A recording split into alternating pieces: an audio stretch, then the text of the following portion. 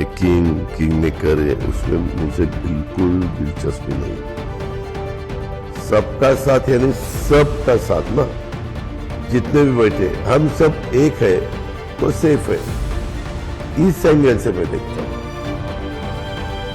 शरद पवार को डैमेज करने के लिए अजीत पवार को बीजेपी ले तो आई, लेकिन जब से आए तब से बर्तन बज रहे हैं। बीजेपी और अजीत पवार का मामला कहीं तो गड़बड़ है। इसके पहले भी कई इशारे मिले। चुनाव खत्म होते होते देवेंद्र फडणवीस ने बोल ही दिया कि एडजस्ट नहीं कर पा रहे हैं। एडजस्टमेंट की बात जब आती है तब अकेले एक का एडजस्टमेंट इशू नहीं होता। बीजेपी अजीत पवार दोनों एक दूसरे से एडजस्ट नहीं कर पाए। एडजस्टमेंट की ये प्रॉब्लम चुनाव में महायुति के लिए किसी कांड से कम नहीं। अजीत पवार के खेल का ताप से जल रही है बीजेपी। चर्चित चेहरा के इस खास एपिसोड में अजीत पवार की चर्चा, क्योंकि चर्चे उन्हीं के हो रहे हैं। उनके चर्चे हर तरफ हैं। बीजेपी को हो रहा जो नुकसान है उसके भी एडवांटेज मिल रहा है एमवीए को। उम्मीदवारों के लिए वोट मांगने के अलावा अजीत पवार जब मुंह खोल रहे हैं, बीजेपी डैमेज हो रही है। कभी अजीत पवार के लिए चक्की पीसिंग वाला नारा देने वाली बीजेपी अजीत पवार के प्रेशर से पिस रही है। अजीत पवार जब जिसके साथ रहे उसी को पानी पिलाया। जब कांग्रेस में थे तब शरद पवार के साथ पार्टी छोड़ दी। जब शरद पवार के साथ रहे तब उन्हीं की पार्टी चुरा ले गए। अब जब बीजेपी के साथ हैं तो नाक में दम कर रखा है। पवार चाहे ना पसंद करें या बीजेपी मजबूरी में बर्दाश्त करे, कोई अजीत पवार को इग्नोर करने की स्थिति में नहीं है। राजनीति में ना कोई स्थायी दोस्त होता है, ना कोई स्थायी दुश्मन। महाराष्ट्र में कांटे की टक्कर मानी जा रही है, जिसमें एनडीए को थोड़ा एडवांटेज है। अगर अजीत पवार पूरी तरह से निपट गए तो महायुति को भी ले डूबेंगे। अगर चमक गए तो किंग मेकर बन सकते हैं, महायुति के लिए भी एमवीए के लिए भी। इस चुनाव में आप किंग मेकर हैं, किंग हैं, या फिर कुछ लोग कह रहे हैं कि महायुति के स्पॉइलर भी हो सकते हैं। क्या हो सकते हैं इस बार? मैं बहुत सीधा साधा हूं। मैं महायुति का एक घटक हूं। हमारी पार्टी उसमें इन्वॉल्व है और हमारे महायुति का ज्यादा से ज्यादा सीटें जिताने का हमारा इरादा है। वही हमारा टारगेट है और उसी हिसाब से हम जा रहे हैं। आपने जो सवाल पूछा, ऐसे बहुत से बातें अभी चालू है। ये किंग मेकर है, उसमें मुझे बिल्कुल दिलचस्पी नहीं है, बिल्कुल नहीं है। अजीत पवार शरद पवार के भतीजे हैं। शरद पवार के सगे भाई दिवंगत अनंत राव पवार की 3 संतान हुई, श्रीनिवास, अजीत और बेटी विजया। शरद पवार के 4 भाइयों और 1 बहन के परिवार में शरद पवार सबसे ज्यादा पावरफुल, सबसे ऊंचे मुकाम पर पहुंचे। 4 बार महाराष्ट्र के सीएम, देश के रक्षा मंत्री और कृषि मंत्री के साथ देश के दमदार नेता बने।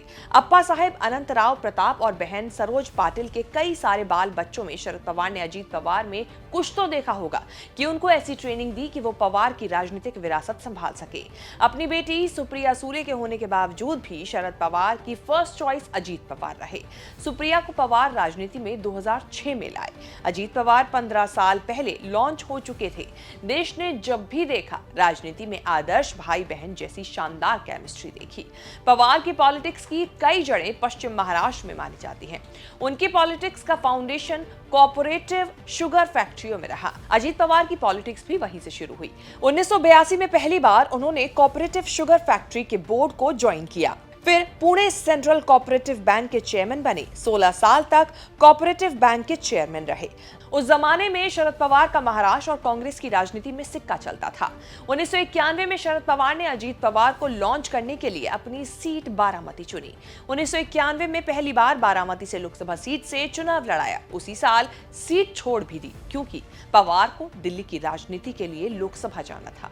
वहीं से अजीत की विधानसभा वाली राजनीति शुरू हुई। अब ये पवार फैक्टर था या अजीत पवार की कद्दावर राजनीति।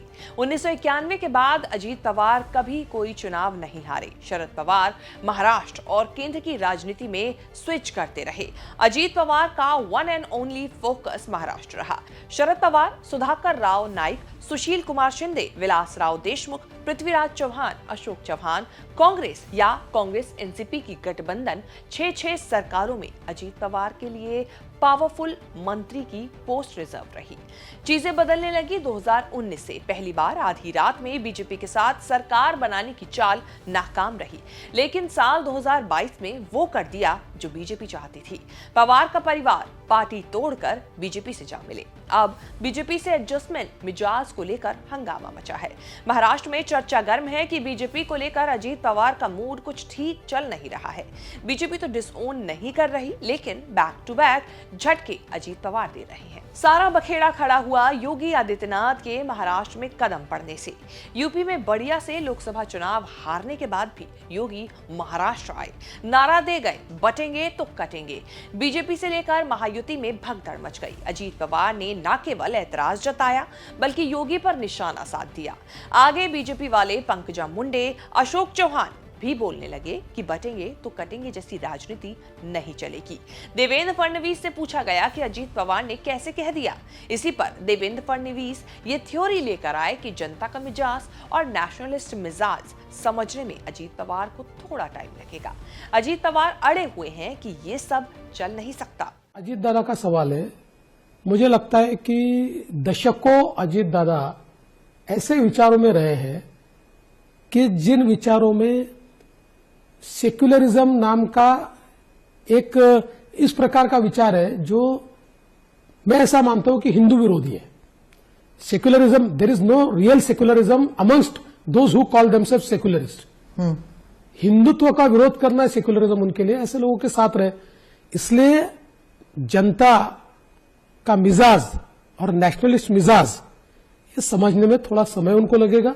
पार्टी में महायुति में बात की है? नहीं, ये नारायण जी मैंने पूरे पब्लिक रैली में की है।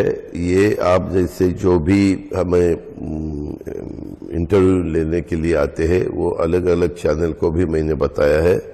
अभी बीजेपी के कुछ भी विधायकों ने, एमपीज ने या एमएलए ने या एमएलसी ने, इन्होंने भी ऐसी नाराजगी जताई है। ऐसा इसके बारे में हुआ है। दूसरा, सबका साथ सबका विकास।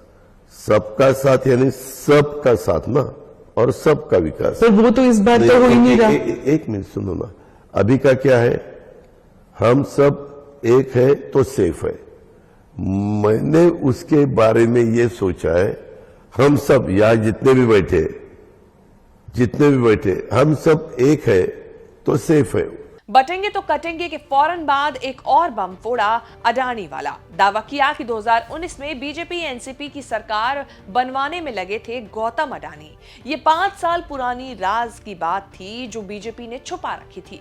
मायने मतलब निकाले जा रहे हैं कि अजीत पवार ने क्यों बीजेपी अडानी का गठबंधन उधेड़ दिया।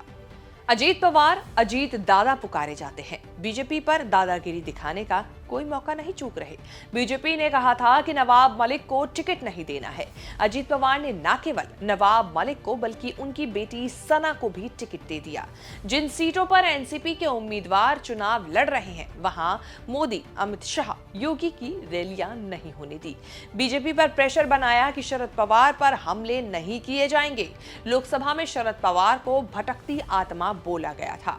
अजीत पवार का असर ये है कि पवार पर हमले के बिना मोदी शाह के भाषण हो रहे हैं। बीजेपी को शरद पवार को निपटाना था, इसके लिए अजीत पवार को खूब निचोड़ा, पार्टी तोड़वाई, परिवार में दरार डलवाई। बारामती में शरद पवार की बेटी सुप्रिया सूले के खिलाफ अजीत पवार की पत्नी सुनेत्रा पवार को लड़वाया। सुनेत्रा के हारने के साथ ही अजीत पवार का हृदय परिवर्तन होने लगा। आज तक खेद जता रहे हैं कि सुप्रिया के खिलाफ सुनेत्रा को नहीं लड़ाना चाहिए था। सारे इंडिकेशन ये है कि कहीं अजीत पवार शरद पवार के सामने इमेज ठीक करने, भूल सुधारने की याचिकाएं लगा तो नहीं रहे हैं। शरद पवार नरम नहीं पड़ रहे। माना जा रहा है कि 84 साल के शरद पवार महाराष्ट्र चुनाव में सबसे ज्यादा मेहनत कर रहे हैं, न केवल बीजेपी को हराने के लिए बल्कि अजीत पवार को सबक सिखाने के लिए। जिस बारामती से अजीत पवार चुनाव लड़ रहे हैं वहां पवार ने उनके ही सगे भतीजे युगेंद्र पवार को उतार दिया। टेट फॉर टैट वाली पॉलिसी पर चल रहे हैं शरद पवार। तो अब देखना होगा कि इस महाराष्ट्र चुनाव के बाद क्या कुछ चाचा भतीजों के बीच देखने को मिलता है और बीजेपी और एनसीपी के साथ अजीत पवार क्या कुछ करते नजर आते हैं। आपके हिसाब से इस बार महाराष्ट्र में किसकी सरकार बनने वाली है और अजीत पवार को लेकर भी आपकी क्या राय है? क्या कुछ बड़ा कदम वो इस चुनाव के दौरान या इस चुनाव के बाद उठाने वाले हैं? हमें कमेंट करके अपनी राय जरूर बताएं। बाकी चर्चित चेहरा में आपको हमारी ये रिपोर्ट कैसी लगी ना बताना भूलें।